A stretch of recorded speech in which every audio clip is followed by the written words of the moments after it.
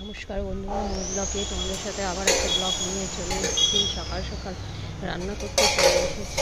কী রান্না করব এটা নিয়ে রোজকার ঝামেলা প্রত্যেকটা সংসারে লেগে রয়েছে।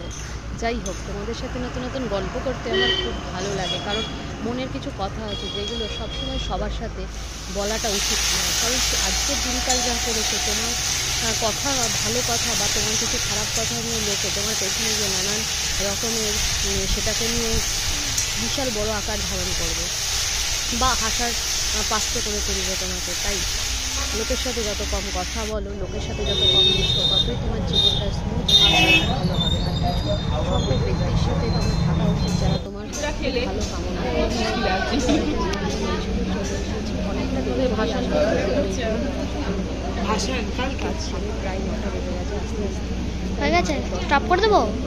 ম্যাচটা ইয়ে হয়ে গেল কেন, আলাদা হয়ে গেল স্টপ করে দেবো। কেন? তুই একা গেলে কি বাঘ ভাল্লুকে খেয়ে নেবে নাকি? চেয়েছিল হয়তো আমি আসি,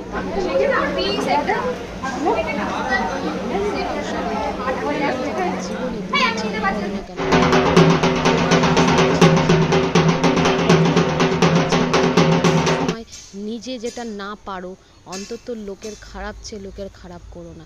তাতে তোমার সংসার, তোমার পরিবারের, তোমার সন্তান, তোমার স্বামী অমঙ্গলটাই হবে, মঙ্গল কখনোই হবে না। আর আমরা একজন সাধারণ মানুষ, আমরা সবসময় সাধারণভাবেই চলি, তাই আমাদের খারাপ ভালোটা মেনে চলাটাও খুব দরকার। তার জন্যই আমার মনে হয় যে প্রত্যেকটা ব্যক্তিরই উচিত যে সবাইকে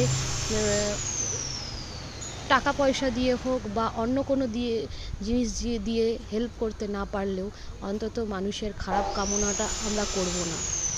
যাই হোক, এখানে চলে এসেছি টিফিন নিয়ে। পরের দিন ব্লগটা সেদিন শেষ করতে পারিনি, অনেকটা রাত্রি হয়ে গেছিলো ফিরতে। তাই ব্লগটা সকালবেলা উঠে টিফিন করে মেয়ে রেডি হয়ে গেছে মামার বাড়িতে যাবে বলে। আর বাড়িতে একা একা ওর একদমই ভালো লাগে না একটা ঘরে থাকতে।